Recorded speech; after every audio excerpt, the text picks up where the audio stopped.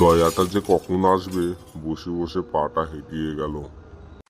আরে এসিপি বুদ্ধিমান তো, এর গল্প তো অনেক শুনেছি। আর এর তো অনেক বুদ্ধি, স্যারের সাথে একটু গল্প করে আসি। কে পটলা, কেমন আছিস বল? আমি ভালো আছি স্যার, আপনি কেমন আছেন? আমি ভালোই আছি, বস বস। কিছু বলবি পটলা? হ্যাঁ স্যার, বলছিলাম কি আপনার তো অনেক বুদ্ধি, তা আমি একটা প্রশ্ন করব আপনাকে। বুদ্ধি তো হবেই, আমার নাম এসিপি বুদ্ধিমান। কর কর, তো কি প্রশ্ন করার আছে কর। স্যার যদি বলতে পারো তাহলে চকলেট নেবো, যদি না বলতে পারো তাহলে কিন্তু আইসক্রিম নেবো। আরে ফয়দা তো আমারই হচ্ছে। কর কর কর, তোর প্রশ্নটা কর।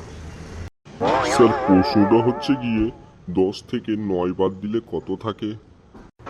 আরে গাধা, তুই সেটাও জানিস না 10 থেকে 9 বাদ দিলে কত থাকে? 1 থাকে। স্যার আপনি হেরে গেছেন, আমি জিতে গেছি।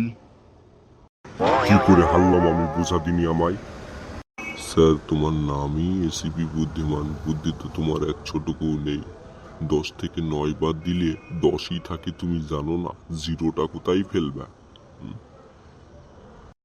কি করে আরেকবার বোঝাতো। স্যার 10 থেকে তুমি 9 বাদই দিলেন, তাহলে থাকছে কত? 1। আর জিরোটা কোথায় ফেলবেন? জিরোটা আছে না? তাহলে ফের একটা আর জিরোটা পাশে লেগিয়ে দাও, কত হচ্ছে? 10ই হয়ে যাচ্ছে না? স্যার আমার ললিপপ। ঠিক আছে পটলা, তুই বস, বাড়ি পানে যাই দেখি। স্যার তো বাড়ি চলে গেল, আমার ললিপপ।